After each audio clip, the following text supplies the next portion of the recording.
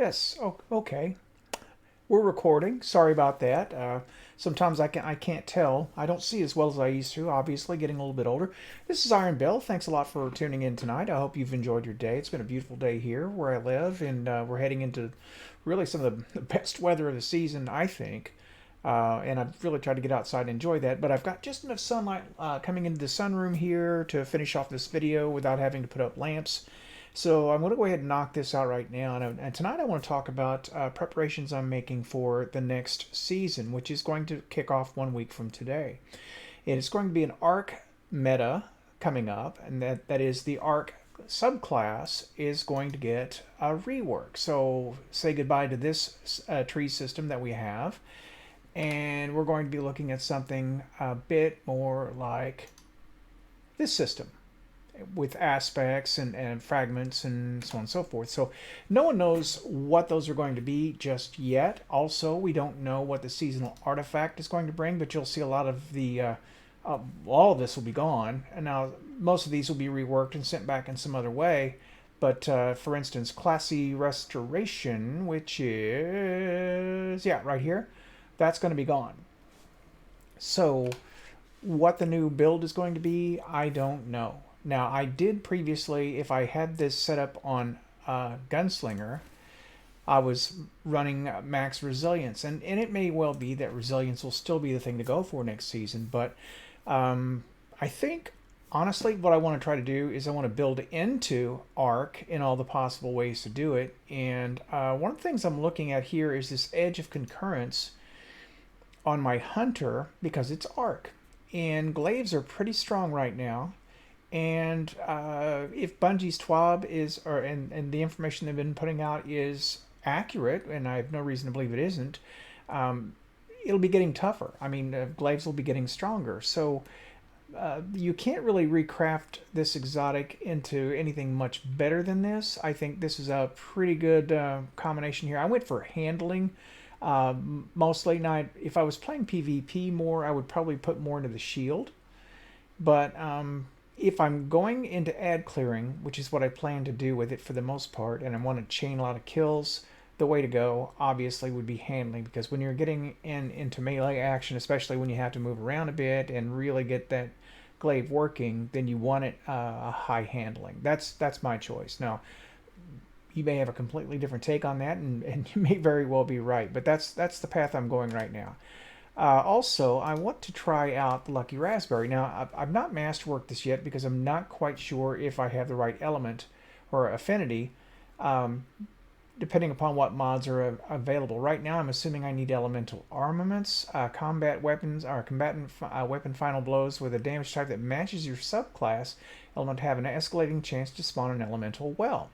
Well, obviously, if I'm running the glaive and it's arc and I'm going to be in the arc subclass, then every time I get an arc kill, I could pop a well. So it makes sense to me to run elemental armaments on a piece of armor. So that's why I've set it up this way. If this all works out, I'll probably go ahead and masterwork. And you might say, well, why don't you do that anyway? Well, I'm just a casual player for the most part, and I don't have a ton of resources to grab. It takes me a long time to build them up. So I can upgrade things periodically, but I have to be kind of miserly about how I do so. And if you're like me, you probably have to make hard choices too. So, it may be that I'll just get this up high enough to, play and try it out for a while, and may decide that I want to keep it, and I may not. I don't know. So, with that in mind, I'm also going to split the difference because I haven't masterworked this. It's kind of hard to hit tier 10 on to character stats. So I'm going to run 9s on both discipline and resilience. Resilience is obvious. I mean, resilience under the current working of the system reduces your flinch, also increases your damage resistance. Now, optimally, I'd be able to bump that up to 100, and I might still be able to work this. I just kind of threw this together earlier. Having both these in the 100 range would be perfect because the Lucky Raspberry is about grenades.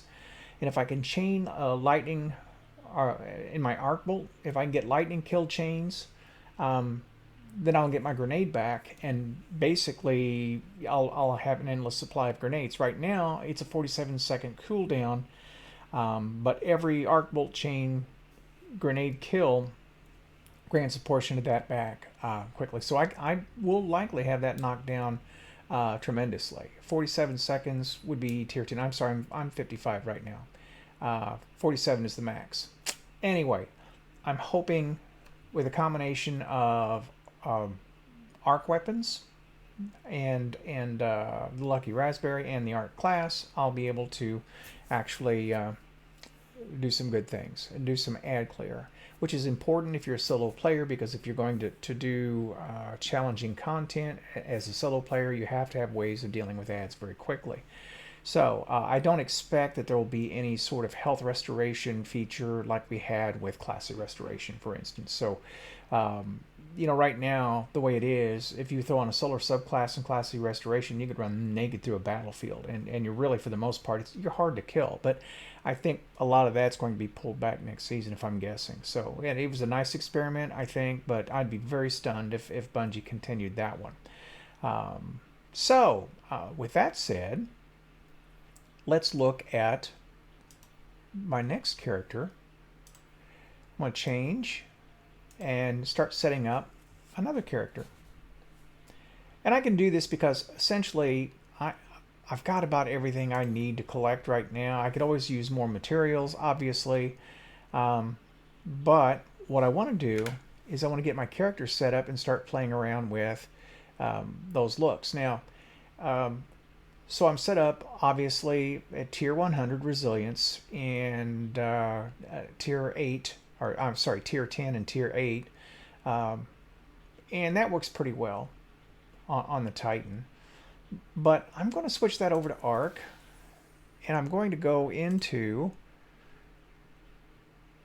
forgive me for this, I just want to show you just a quick throw together setup here. I'm going to try something here. Okay, I'm in dim right now is what I'm doing. And I thought I had one.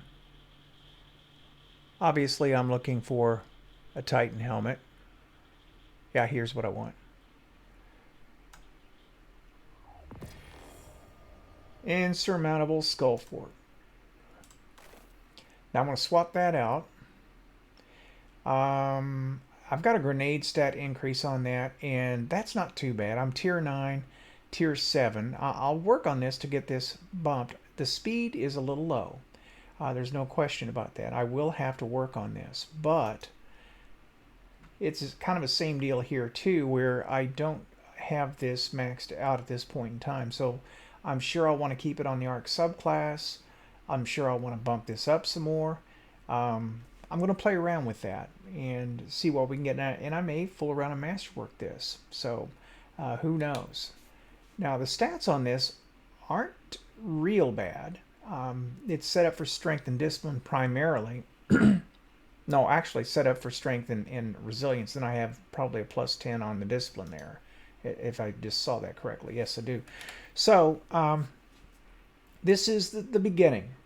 Now, I would probably throw Nezrak Sin on this, for and I want a better roll than I've got here, or something similar to that. What else would be good here would be, if I still have one, this is a good option. Let's try this out. Because with this, I've also got surplus. And surplus, yeah, that could wind up being a good one.